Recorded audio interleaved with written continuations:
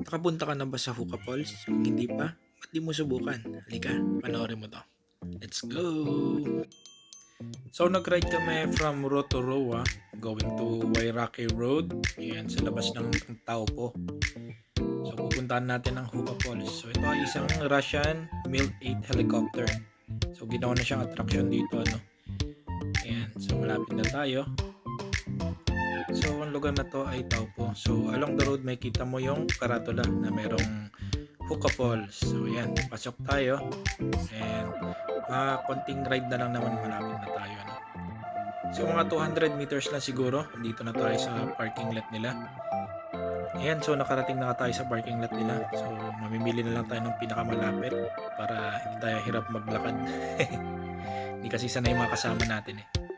Alright, so tara at medyo maglakad-lakad muna tayo. Check muna natin yung mapa kung ano yung mga activities nila. So dito makikita mo yung mapa kung nasaan ka and ano yung pwede mong puntahan o mga activities na malapit lang dito sa area ng mismong Hookah Falls. Ayan. So kung makikita nyo, meron kayong makikita ng iba't ibang activity. So pwede kang mag-biking o walking, free lang yun. Then meron din namang kayaking, cruising, tsaka yung jet boat. Yan.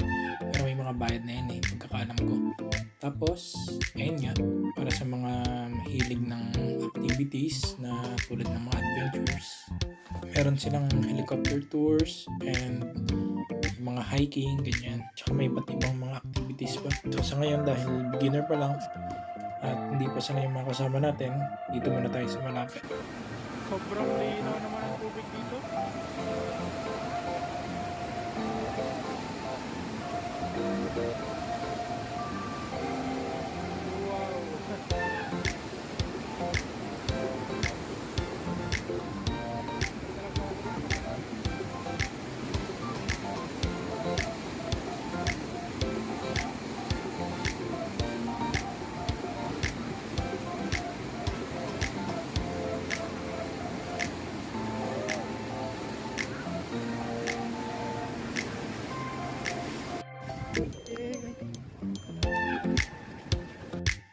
Ito naman yung isang magandang location na magandang picturean at mag-video dito sa Hookah Falls.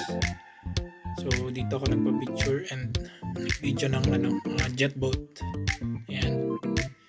So isa yun sa activities, may babayaran nga lang.